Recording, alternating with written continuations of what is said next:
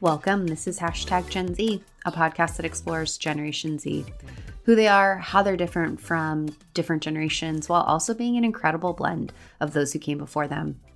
We also explore what they think is cool, what moves them, and why they do what they do. I'm your host, Megan Grace, and it is so nice to have you here. You might have heard it's an election year, and with the election right around the corner, getting people to vote is a priority regardless of your party. And a big voter group that people are paying attention to is Gen Z, which is not surprising. According to the Center for Information and Research on Civic Learning and Engagement from Tufts University, roughly 8 million more Gen Zers have become eligible to vote since 2022, which brings the eligible voting population among Gen Z to an estimated 41 million people in the United States. Throughout history, the youth voting bloc has voted at lower rates than older voter demographic blocs. However, Gen Z has turned out at higher rates than previous generations in the past few elections. So now we have a voter population of the youth demographic that's growing in size and in power. And so many eyes are on this generation as we head into the 2024 election. Hi, I'm Stephen Rothberg. And I'm Jeanette Leeds. And together, we're the co-hosts of the High Volume Hiring Podcast. Are you involved in hiring dozens or even hundreds of employees a year? If so, you know that the typical sourcing tools, tactics, and strategies, they just don't scale. Yeah. Our bi-weekly podcast features news, tips, case studies, and interviews with the world's leading experts about the good, the bad, and the ugly when it comes to high-volume hiring. Make sure to subscribe today. In this episode, I'm joined by Vaughan Bagley, Director of Social Impact for SHOWTIME MTV Entertainment Studios, which includes MTV, Comedy Central, CMT, Logo, Paramount Network, Smithsonian Channel, TV Land, and Pop.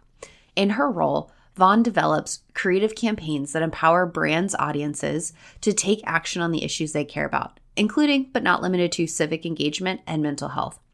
As a part of her work, she leads audiences to actions, and she's also the co-founder of two major holidays, Vote Early Day and Mental Health Action Day, two things we can all get behind. She was also a part of organizing the first ever Mental Health Youth Action Forum, which took place at the White House in May of 2022 with Dr. Jill Biden, Dr. Vivek Murthy, and Selena Gomez. Some casual names there. Vaughan holds a BA from Stanford University and an MBA from Oxford University Queen's College, where she participated in the first ever School Center for Social Entrepreneurship Impact Lab, a program designed to develop thoughtful and effective impact executives. Vaughan brings a wealth of knowledge about engaging people in important movements. So let's explore engaging Gen Z voters. I'm so excited. I'm excited every episode. That should be a blanket statement at this point to welcome a new friend to the conversation and talking about something that I am myself deeply passionate about, but I think many people are very curious about this time of year and especially this year. So Vaughan, welcome to the discussion. I'm excited to spend time with you today. Thank you. Thank you so much for having me and for creating this space for us to be able to have this conversation. It's very timely. Absolutely. You've got such a fascinating story, and I loved being able to learn a little bit more about the work that you do prior to our chat. But give us a rundown. Tell us a little bit of the story. What do you do? And a little bit of the journey, really, of how you got to where you are and kind of the work that you're doing today. Sure. So I grew up in DC. My parents were both very involved in politics. So issues and candidates were always hot topics of conversation at our dinner table. But I think when I graduated from high school and was looking to go to college, I wanted to do something different. I wanted to stay away from the family business and have an impact on the world that was a little bit different than what I had grown up around growing up in DC. And so I actually majored in human biology. My plan was to go into public health. I then became very passionate about human rights causes and decided that law was going to be my path. And actually, my first job out of college was as a paralegal in the Human Trafficking Bureau at the Brooklyn District Attorney's Office. So very different from where I ended up, or at least where I am now. It's, of course, always a journey. But after a winding road, I ended up working for a political campaign and working specifically on getting out the millennial vote at the time on college campuses. And when this job came up a few years later at MTV, they had such a deep legacy on voter engagement. And I thought it would be really interesting to pair the passions that I had developed for that voter engagement work with the issues I cared about in a way that was nonpartisan, because I felt like maybe that would be an even more effective way of reaching youth.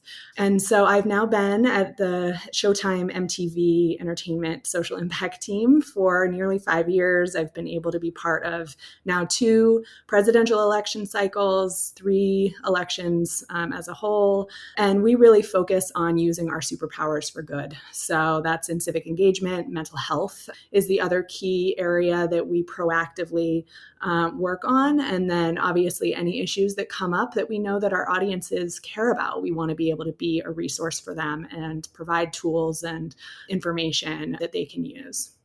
I love that your journey, you were like, I'm not going to be in the family business. And then in a weird way, in your own flavor, you got into the family business. Exactly. But you're doing it for good. And I'm so excited to learn more about, your great experiences and especially the work that MTV is doing. So I know this because I think I probably was a target audience member when you were doing some of that, like get the millennial vote out stuff with MTV. But MTV's really been in the game of youth engagement and young adult voter engagement for a long time, for as long as I can remember and have conscious memory. So there's a legacy there. Can you take us back a little bit and kind of peel the curtain back? When did all of this start to occur with MTV? Give us a little bit of that backstory. Yes, and it's very interesting. Really, it all started in 1992. MTV launched a campaign that you may have heard of called Choose or Lose. We had MTV News following the candidates around the country and really demystifying the process of the political process as a whole, but the process of voting, looking at what do the candidates stand for, who are they, what is on your ballot.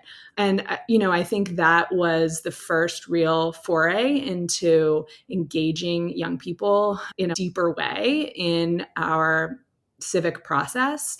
Most people don't know that MTV was also very involved in passing the Motor Voter Bill, which was 1993. And that was the law that required that states give the people the opportunity to register to vote as part of the process of applying for a driver's license or renewing your driver's license. And it's so obvious to us now. This is a government touch point that could make it so much simpler to register to vote. And, they didn't have the internet back then. It wasn't very easy to just go online and register. So, to be able to be part of that, I think was a very innovative engagement. And then, of course, Rock the Vote. Rock the Vote gets brought up constantly to us all the time now. And that was a partnership that really became a cultural movement. And, we were able to engage musicians, engage celebrities in getting out the vote. And that seems so obvious now because you see it all the time, but it really wasn't 30 plus years ago. And so MTV has now worked on every national election since 1992 and has really been the leading civic engagement brand since that time. Now you have so many other brands that have entered this space, which is amazing. And we benefit from that too, because we're able to have so many cool partnerships with brands that are unlike ours, that do different things, reach different consumers. But at the time, we really were the only brand using that cultural influence to drive people to get out to the polls. I was only 2 when the first, Choose or Lose came out, but same. We're the same age. I do. Wonderful. I do feel like some of that sentiment still exists in the world in America. Yeah. If you don't get up and tell us how you feel about it, you probably can't complain about the situation that we're in, right? That's just a personal philosophy that I have with it. So it's amazing to see how much the evolution, right, that MTV as a company has gone through, but in the way that they're engaging the youth vote and staying true to that. Because as we know with generations, where I come into all of this, is that media has deeply evolved with the different generations, and it is like rocket ship in the last 10 to 15 years. And so I'm really excited to dig a little bit further into that. I was having kind of some historical moments where I'm thinking about the idea of what MTV has been come home after school, you watch, when we were in high school, it was watch TRL. You got to watch that. Yeah. You watch the music videos, you do all of that, but that was how you filled your afternoon. that kind of experience has always taken place with, even you think back to the 50s and 60s when they had these variety shows that were designed for teenagers, right? And it's amazing to see how that pivotal point in the 90s shifts. And we say, okay, this is an opportunity to engage young people in potentially meaningful conversations beyond music videos, right? Thank you for that look back and allowing us to kind of sit in history. Let's talk a little bit about what y'all are doing now. Like, as we look at the world in 2024, we're a few weeks from an election. What has MTV been up to recently around modernizing and staying current with engaging the youth voters? Yeah, thank you for that question. We have broken down our strategy for this year into what we call the 3 C's. So we've got content, which, as you shared, is something that most people associate MTV with, is the content that we put out into the world. We've got our campaign work, which sits more along the lines of the type of engagement that Rock the Vote really kicked off 30 plus years ago. And then we've got our on the ground work, which this year is really focused on community colleges. So on the content side, we put out this year a toolkit called the Civic Storylines Toolkit with CAA and Spotify and Attention and a number of others that really engages or aims to engage creators in thinking about how they can talk about civic issues, how they can talk about voting, how they can talk about public servants. And I think this is really key because we as a media company have this extra responsibility to think about how we are shaping public perceptions of voting. So often the perspectives that we see in our content are very negative. You see maybe somebody standing in line for a really long time in the heat to vote and they have no water. If that is your only experience with voting, you've never voted before, you're a first-time voter, your parents don't vote, this is the experience that you're seeing, why would you want to vote? And the same goes for public servants. If you're only seeing corrupt public officials, why would you want to cast a ballot for them if that's all your options are? And so we provided a lot of recommendations and tips for content creators, not just for our content creators across MTV Entertainment, but also providing those to other companies and providing them to social media creators as well, because we know that so often that's how people are getting information about what it means to vote and be a voter. You know, thinking about how the world has changed over the last 30 years, that's definitely a big component, is reaching those creators and making sure that they have the right messaging and they feel comfortable talking about civics, because there's so much power that lies within them to reach those potential voters. And then on the campaign side, reaching our audiences across our platforms, across linear and digital, really engaging our fandoms. We had a sweepstakes this year with RuPaul's Drag Race and another one with The Daily Show. And those are really fun ways to engage our audiences in, you know, kind of a different type of engagement. And then the community college piece that I mentioned. So in 2020, we learned that there was a 10 percentage point gap in the voting rates between 2-year and 4-year students. And so that felt like the next frontier for us. It felt like an opportunity to provide resources and attention and fun parties at the polls and music and all of the things that MTV can bring to environments that perhaps have been overlooked or at least untapped in the past. So all of our on the ground efforts are really focused this year on community colleges and on Vote Early Day, which is a holiday that we helped found back in 2020. As someone that has a background in higher ed, let me just say I love the idea of continuing to support community colleges. The reality is they serve a lot of students, like a lot of students and young people, right? And they might not be full-time students, or they might be returning students that are still within that youth block, but like didn't go right into college right after high school. And so I think you're getting at it feels more grassroots, because these are people that are likely going to school in their backyard, right? That they are just going to school right down the street.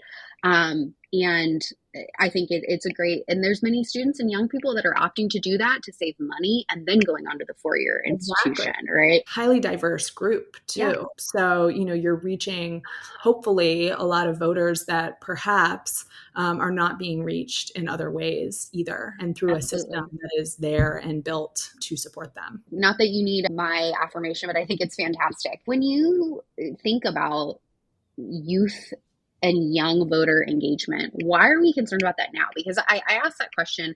I think I know why we have to continually think about it. But, Gen Z specifically has been kind of bucking the trend of what we've historically seen with the 18 to 24 to 18 to 32-year-old voting bloc, which has been like, they don't turn out until pretty much they have children. But we're seeing, especially in 2020, 2022, 2018, Gen Z is like, let's shatter that, right? So you would think that there's a little bit of momentum, but why are we still heavily investing in this youth and young adult voting engagement mindset?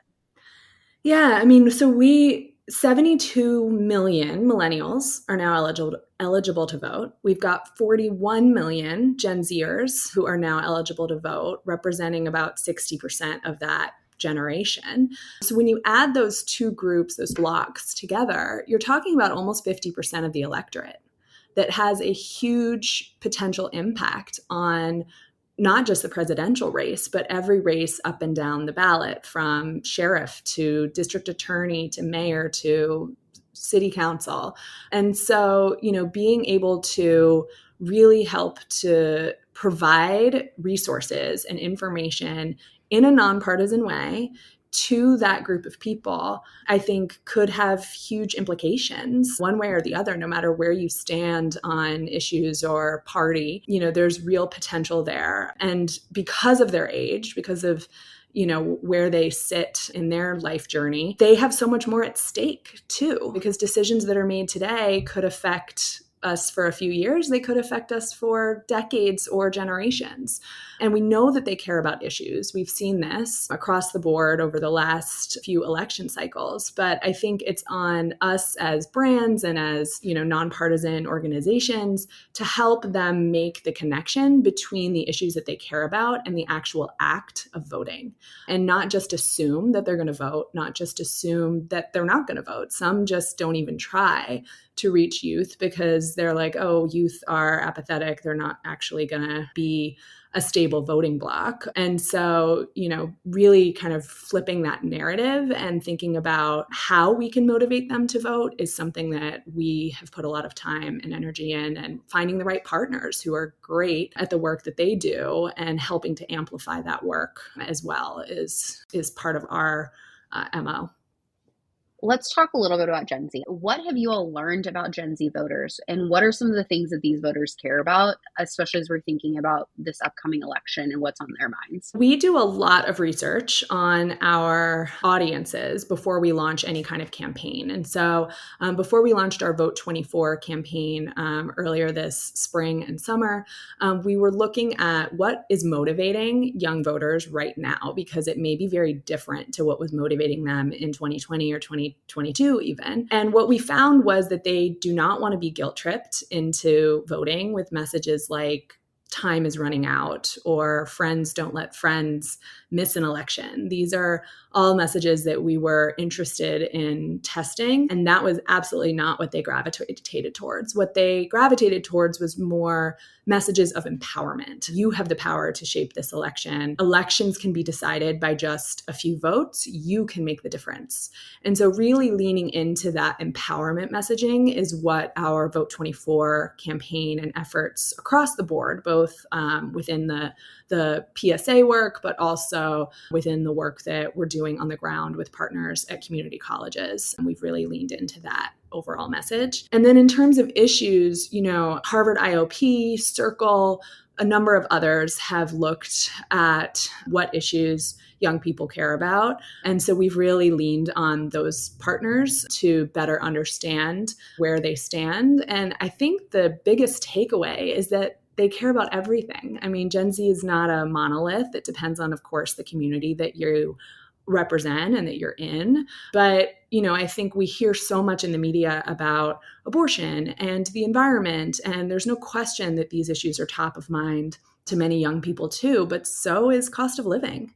And so is healthcare, and so is immigration. And so, really not trying to pigeonhole them, but think more holistically about all the issues that we know the electorate as a whole are considering as they're casting their votes, and, threading that through the campaign work that we do and the messaging that we put out. breathed a really deep sigh of relief when you said that, because I was like, please say the things that we're also finding in our research. Like I was trying to give you like a telepathic, like, please say the things, but that's exactly right. Like, yes, they do. Like they're going to rally hard against like human rights, and they're always going to rally hard for the environment. But everything that we've been looking at in our research for like the last 10 years is like these young people, and I always put this asterisk, these young people just want a stable life. They just want affordable healthcare and housing, and to not wake up and be like, is the sky falling on me financially? Exactly. And when I present that to people, they're like, that's all they want. And I was like, yeah, they do, but they're like 17 and they're saying that. They're not 45 and trying to like support a family. Right. They're coming in at 18 and being concerned about that. Like, I'm gonna be really honest. When I was 18 and I was voting, I was not concerned about the economy. Yeah. I just wasn't. And I think that that's going to require, I think Gen Z is going to continue to challenge, not only they're going to challenge people that are running. They're going to challenge candidates in new ways. I have this theory that it's also going to be ongoing policymakers that they're going to challenge. Like, it's not like your woes with Gen Z challenging you are going to end on November 6th. It's like, okay, now who's elected? They're like, okay, I will be calling you about that legislation you said you were going to put into place. So let's think a little bit about corporate responsibility when it comes to civic engagement. This season has been very deeply focused on Gen Z in the workplace, because many of them, like the very oldest, are turning 30, if you want to feel elderly. Half of them are very squarely into their careers now. And so we're not solely just talking about the fresh 18-year-old first-time voter on a college campus or potentially in a different job, but many of them are working. So what kind of role do you think that companies and employers have in this political landscape? And what do you think companies and organizations can be doing to support voter engagement in general, but also voter engagement with this younger voting demographic? So, I think what we've learned over the last few years is that Gen Z really does want to support brands that align with their values. And I think that was true of millennials too, to a degree, but it's even more pronounced now. And so brands are taking note of that. And it's something that, I think that they factor in. And we also have learned, as I mentioned before, that Gen Z wants unbiased, nonpartisan information. And so I think when you have a brand that has a huge reach, has a big platform, there's a responsibility that comes with that to provide resources and information and tools to your audiences, consumers, that maybe they might not otherwise have access to. We send people, for example, to votevotevote.com. That's a completely nonpartisan website that gives them a whole breakdown of who is on their ballot. What do those people stand for? And that's the kind of information that I think, unfortunately, is really hard to come by right now in our world. It shouldn't be, but it is. I think there is a desire for companies to get involved more, particularly, in a space that can be so partisan and so biased in the kind of messaging that you're seeing. I mean, we all give $5 to one candidate, and all of a sudden we're on every list in America and getting tons of robocalls and texts and emails. And it's very easy to feel the burnout from all of that. And so I think that's really a place where brands can step in. And then, as I mentioned, I think media brands have that extra level of responsibility because of the perceptions and perspectives that we have the opportunity to shape. I think that's fantastic. And I'll toss a few out there for any, especially I think about managers and supervisors, people that you might not have a macro level control over a company and what they do. The flexibility for voting day, one of the number one reasons that people don't vote is they don't feel like they can schedule it, right? So if people are voting on voting day, allowing them to come in at 10 instead of 9, taking a longer lunch. When I was working in an office in a former life, we hyped up voting day. A coworker and I would go to breakfast, and we would invite everybody to come with us, and then we would go vote. And we got to come in a little bit later. So there's ways that managers, small companies, small teams can still celebrate nonpartisan voting and really just the engagement piece of it. I'm a big fan of celebrating when people do a small thing that we need them to do. I'm also your local polling official, so I'm deeply passionate and know when the polls get busy. Power the Polls is an effort that we've also been a part of, a number of other brands are a part of, to try to bring in the next generation of poll workers. And so often people want to do that. They want to step up and be part of that democratic process in this different way, but their bosses or their jobs don't allow them to. And so giving that flexibility as well, thinking of it as another kind of jury duty where, this is how our elections run, and to be able to bring more young people, more diverse people into that process, and also have voters see people that look like them when they come into those polling sites, I think is also really, really important. I love that y'all are doing that work. Again, a personal plug for it. I do think more young people, like your local communities, need you. I love seeing my neighbors. I also love being able to celebrate first-time voters, but I also it's usually me, maybe one other younger person under the age of 40, and a lot of people that are retired or nearing retirement. There's a big gap. And I honestly love spending time with older members of our community, learning from them. They've been in these roles for 30 years. Do not get in the way of a woman who has been doing her job as a polling election official for 30 years. That is a powerhouse in our community. But there's so much opportunity for young people to get involved. And I think employers treating it just like they do. So many companies now are doing the, you get X amount of days or hours per quarter to go volunteer. I think that having the ability to have people file in and work in some of those spaces for our local elections would be great. So I love that y'all are working in that space. It is such an important job. I'm very excited for November 5th, mostly because I will be checking in all my friends and saying, hey, go get your vote out. I love that you do that. It's awesome. It's so fun. I have my voting outfit. I can't wait to wear it. Okay, so I got another one. We talked about companies. We've talked about what really these organizations can be doing to supporting democracy in our country.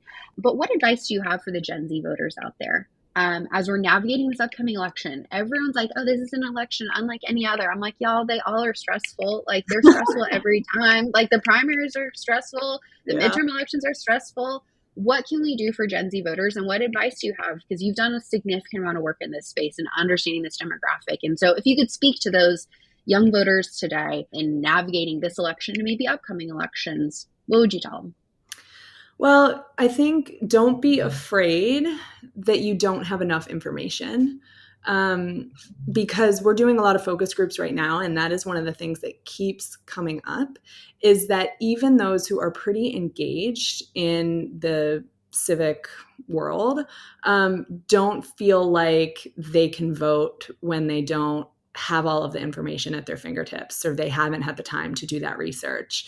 And many don't even know that they can leave some blank if they want. If they want to come in and just vote for some select races and not all of them, that is okay too.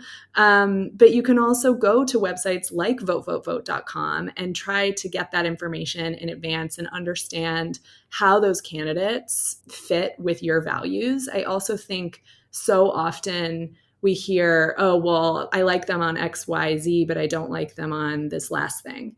And so I'm not going to vote for them at all, or I'm not going to vote in that race. And I think, knowing that not every candidate is going to be perfect, but figuring out who best aligns with the vision that you have for the world that you want to see is really important too. And that goes for president. It also goes, and sometimes even more importantly, for those smaller local community races, because those are the people that are going to be making decisions that are probably going to impact you more immediately than some decisions that are being made at the federal level that'll take longer to trickle down to your world, our world. Not every candidate will be perfect, but really going with your gut and doing that research if you have the time. But no matter what, going out, getting to the polls and voting for those that you do feel comfortable voting for, even if you don't have every bit of information at your fingertips. Absolutely. That really sounds a lot like what I tell people often is when you're electing someone, you're technically hiring them for a job. Yes. And if you don't know what the job is that you're hiring them for, you're really just, do you like them enough? Do you like the way they talk? Do you like their policies? And there's some people that throw out policies and you're like, that's not even your job. Like your job, the job you are running for has very little to do with policies. Like, why are you telling me that? And so that's always the thing that I tell voters. You need to treat this like you're hiring someone for a position and you're going to be their boss, because you technically are. As a voter, you become their boss. That would be mine. Yes, you can do all the information on how they feel about different stances, but like, know the job they're going to do. Like, I did not know I forget which one it was. Every election I learned something new about my local government and environment here in Nashville. I was like, what does the local assessor do? And I looked that up and I was like, oh, that really does impact my life. Like, why is there only one person running? And so it's important to also like not to give everyone more homework. You got to look up what these people's jobs are before we can say, are they a good fit for this job? Totally. I learned recently that I think it's like 60% of races go uncontested in the United States. So think about that too. And all of these positions that when you really look at them, you could probably do that job. There's an opportunity there for you or your neighbor or your friend to put their hat in the ring as well. And I think so often we think of these positions as being so far away, so, removed from our skill sets or our, day to day, but that isn't necessarily true. Depends on what the role is. And so I totally feel you. And again, shout out to our local elections, our state elections. I feel like that's the biggest learning thing that I've had in the last 4 years, where I have learned really the impact. I knew it before, but like I've felt the impact of local government much more. I live in Nashville, so we have seen a lot of conversation around our state government, especially when it comes to gun control measures and gun safety and school violence. And we had a really horrific mass shooting at a school. And that really stirred up a lot of people in the local election to pay attention to our state politicians and just pay attention to our city councilors and to pay attention to really the people that are public servants in our local communities and how they impact our lives so much more. And so, look up the job descriptions of the people that you are hiring for these jobs. And you're absolutely right, Vaughn. There's some positions where you're like, could I do that? Like, is that someone? And it's really cool. I've started to see some friends be elected city council people in different cities. And I'm like, yeah, you could do that. You'd be amazing at it. Or young people. And I think that our government has to reflect the people that are in it, right? And that are in our communities. And so I'm excited to see how Gen Z navigates. And I know that they're on their way to sitting in some of those positions, but I don't let anyone escape this show. I don't say it like that, like it's an escape room, but you can't leave without like this one question. You have spent a lot of time understanding Gen Z. And so I would love your perspective on this. What's your favorite thing about this generation? It's a great question. And obviously, I mean, we've talked about this, and I think you do such a good job, Megan, of showing the nuance within Gen Z, because it isn't a monolith. But overall, I'd say in, the trends I've seen and the people that I get to work with, they lead with their values. They really wear their values on their sleeves. And I think that's true in their day-to-day life, how they approach work, how they approach, work-life balance, all of that, but also how they think about their role in the broader world. And I think that's very admirable. And I hope that many Gen Zers this year and years to come will think of voting as an action that is worth taking as part of that value-driven culture that I think they abide by and definitely in some ways teach older generations to abide by as well. Absolutely. I think this is a generation that they've been told to be who you are and like be who you are loudly. And we're starting to see that manifest in the way they are living their lives and progressing through adulthood and requiring other people to live by integrity. It's wild. Like it's wild when you tell a group of people to be who you are and to be authentically true to yourself. And then we expect them to like not call everybody else on their BS when we're not living by our values. We're not living to be who we are, and we're not being people of integrity. So I will say, Gen Z will call you on your nonsense. And I do appreciate that about them because they're keeping everyone in line. They're keeping everybody in line. That's all. Well, Vaughan, this has been fantastic conversation. I could sit and talk about civic engagement for 100 hours. Really. Nobody really wants that though. However, I know that listeners are probably quite interested in ways that they can follow along with your work, with MTV's work, and some of the resources that you shared. I'm going to try to capture everything and get it in the show notes, but what are some primary ones that you would direct people to who might want to stay up to date with some of the great stuff y'all are doing? Yes. So votevotevote.com, I think I might have mentioned, is our main voter hub.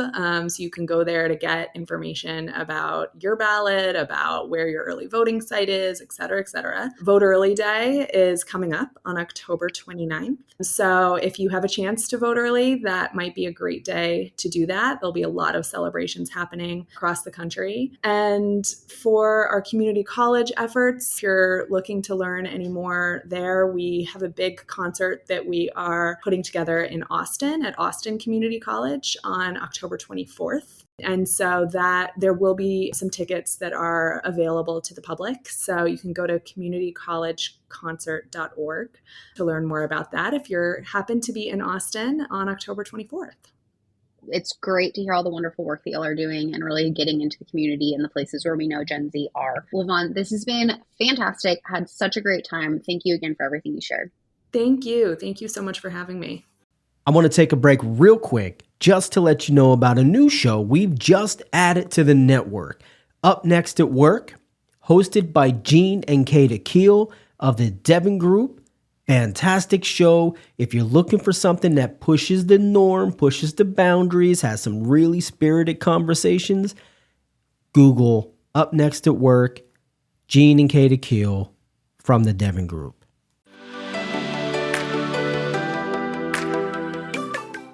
Another thank you to Vaughan for joining this discussion and sharing such important insights about voter engagement. I really could have sat and talked with Vaughan for hours about this, because honestly, regardless of your party preference, there's so much we can take away from that conversation. First, engaging young voters, who are squarely Gen Z in this election, is key to ensuring their voices are heard. The decisions of this election, and every election, even our state and local elections, has an impact on our daily lives. Second, companies and organizations should recognize that Gen Z is motivated to make decisions that align with their values, not just around election time, but when they're determining where they want to work and how they want to invest their money. As a socially minded generation, they care about a company's stance on certain issues, and they make note of companies that are encouraging employees to be civically engaged and socially involved. In nonpartisan ways, employers can prioritize encouraging their employees to take time to vote, and by celebrating those who vote on election day and engage in early voting. And finally, for Gen Zers who are navigating the political landscape, it's okay to not know everything and to feel a little bit overwhelmed by all the information. There's a lot to consume about candidates and policies when it comes to preparing to vote, but there are many great resources out there that can help voters gather information and prepare for the time at the polls. Also, as you're preparing to vote, be sure to read up on the general description of what each position is responsible for. Thinking of electing a candidate is a lot like hiring someone for a job. They might not be 100% perfect, but can they do the job in question effectively and in a way that would make us proud? We covered a lot of great information heading into the election, but if you want to know more, follow along with the great work MTV is doing related to voting and preparing for the election by visiting votevotevote.com. And thank you for tuning into this episode. It's always a great day when we get to hang out like this. If you enjoyed this episode, please be sure to rate, review, and subscribe wherever you listen to podcasts. Subscribing is the best way to make sure you don't miss any more episodes when they become available. But if you want to take it a step further, be sure to send this over to a friend, a colleague, a family member, anyone that you think might benefit from learning a little bit more about Gen Z. And speaking about new episodes, if you have a suggestion for a topic or a guest I need to talk to, there's a pitch form on my website. I love hearing from listeners about what they want to learn about. So head over to meganmgrace.com/podcast and let me know. This episode was edited by Leah Kramer, the Gen Zer behind the scenes bringing this podcast to life. Thanks, Leah. We couldn't do it without you. And thank you again for stopping by. Let's continue this conversation. We'll chat soon.